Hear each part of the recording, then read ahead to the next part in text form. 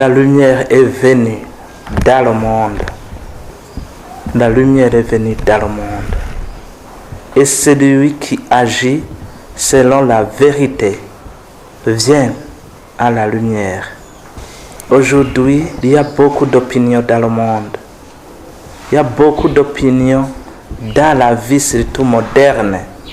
On pourrait croire que la vérité n'existe plus, que la vérité sur Dieu n'existe plus, la vérité sur le sexe des personnes n'existe plus.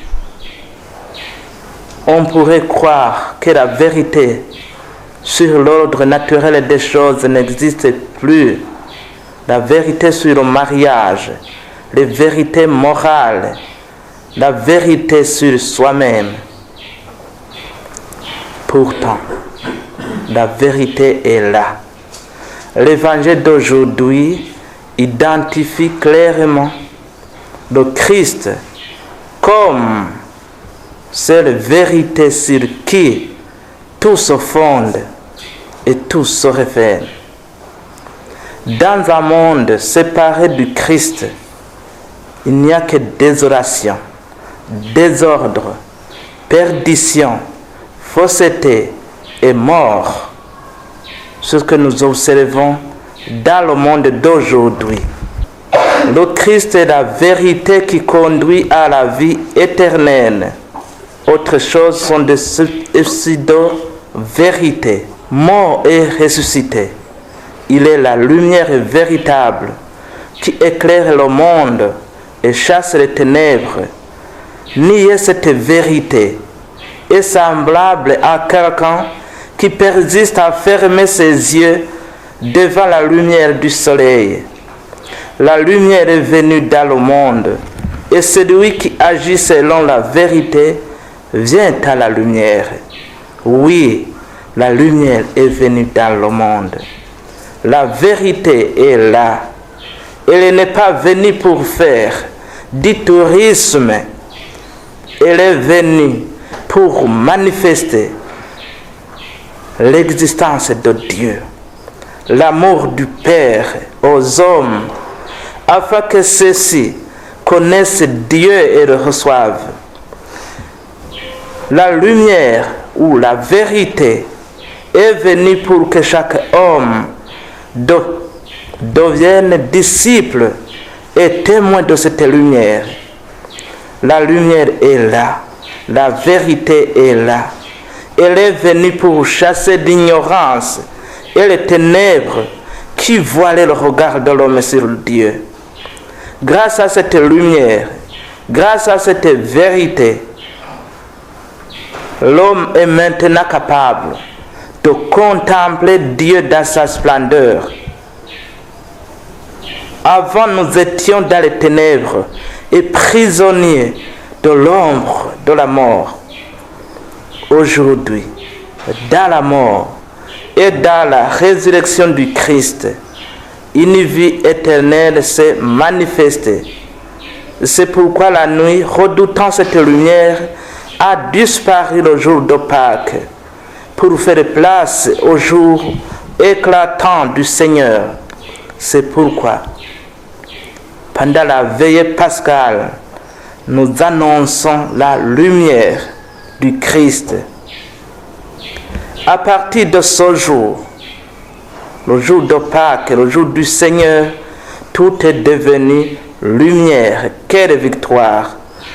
L'Occident s'est changé en Orient, c'est-à-dire que la référence du monde, c'est le Christ, comme le dit le cardinal de Sales dans son livre. La référence du monde, c'est le Christ. Et dans son livre, La force du silence. C'est la création nouvelle. Maintenant, le soleil de justice, qui passe partout dans le monde, visite tout le genre humain sans rien pour l'arrêter. Au fait, en Christifiant la mort, Jésus ressuscité l'a transformé en vie. Il a transplanté ce qui était périssable pour le rendre impérissable, Avec sa mort et sa résurrection, il a changé la terre en ciel. La merveille de cet amour et sa gratuité. Venez même si vous n'avez ni argent, ni rien que ce soit pour payer. Notre simple existence est déjà un signe de son amour envers chacun de nous. Nous n'avons pas à mériter cet amour de Dieu, ni à le gagner. Toutes nos bonnes œuvres, toute notre vie ne suffirait pas à rendre tout ce que nous avons reçu de lui. Cet amour ne s'impose pas. Cet amour nous fait totalement libres de l'accueillir ou de le rejeter. Autrement dit, Dieu nous propose la vie éternelle, le salut, d'une façon gratuite. Tout ce qu'il nous demande, c'est d'y croire. Un chrétien burundais, après avoir profondément médité sur l'amour de Dieu dont il est aimé par Jésus-Christ, disait avec joie à ses amis autour de quelque chose. Iyo nibutse ko ndi umukristo nacungwe na Yesu Kristo nca nihicupa. Et moi je dirais, chacun peut dire ce qui frappe son cœur après avoir médité sur son grand mystère de la mort et de la résurrection, son grand mystère de cette lumière qui est maintenant parmi nous, qui a chassé les ténèbres, cette vérité pure. Je médite sur ce mystère du sacerdoce chaque fois que je me rappelle que je suis ordonné prêtre, pour être la présence de ce Christ, lumière et vérité. En tout cas, vous-même vous comprenez, ça dépasse l'entendement. Umengo no guma no chanibera ngaha mwisengero pour le louer et le contempler simplement. Je pense que la cause de notre condamnation sera de ne pas s'abandonner à cet amour infini et miséricordieux. Nous pouvons prendre la Sainte Vierge Marie comme exemple. Elle qui a accueilli l'amour de Dieu, cet amour, cette lumière, à chaque instant, avec une immense humilité et gratuité. Et toute sa vie n'a été que magnificat. Notre réponse serait justement cela. Chanter à nous-mêmes le Magnificat, un chant d'action de grâce pour l'amour reçu du Seigneur. Quand tu t'appelles, tu te rappelles que maintenant tu es ici, alors que les autres, pour ne fût-ce que communier une seule fois, il leur faut une heure de marche, une fois la semaine. Imaginez-vous, quand ne fût-ce que pour le pardon de vos péchés, vous ne dites seulement une parole: mon Père, est-ce que tu peux me confesser? Et vous le savez, c'est gratuitement. Et automatiquement, je dis, venez. On arrête tout pour vous recevoir. Quel amour! Quel amour! Quelle récompense! Nous ne pouvons pas trouver quelque chose pour, donc, en conséquence, dire que c'est une récompense à donner. C'est une gratuité.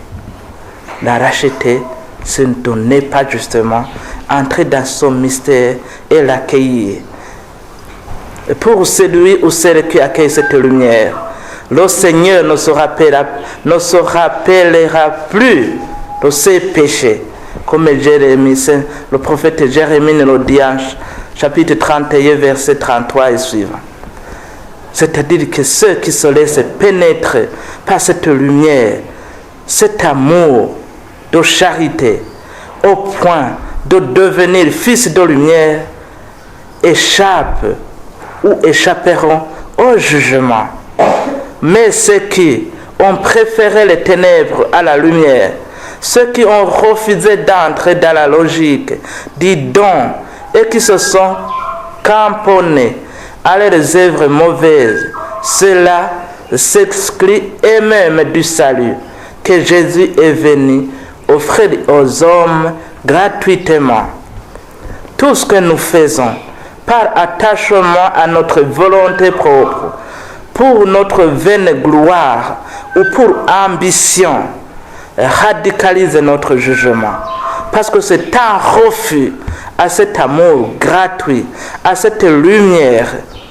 Chaque fois que Jésus nous dit « Je suis le chemin, la vérité et la vie », il nous promet par cette parole d'être lui-même notre chemin de sainteté, au terme duquel nous serons pleinement immergés dans la lumière de sa vie. Que le Seigneur, notre Dieu, reste auprès de chacun de nous, car sans lui, notre vie tombe toujours loin de lui. Qu'il nous fasse passer à une vie nouvelle, nous qui chaque jour communions à ces mystères eucharistiques, qui nous donne un cœur ouvert à ces mystères, capable même de tenir tête devant tous ceux qui chercheraient à nous faire tomber dans l'ingratitude.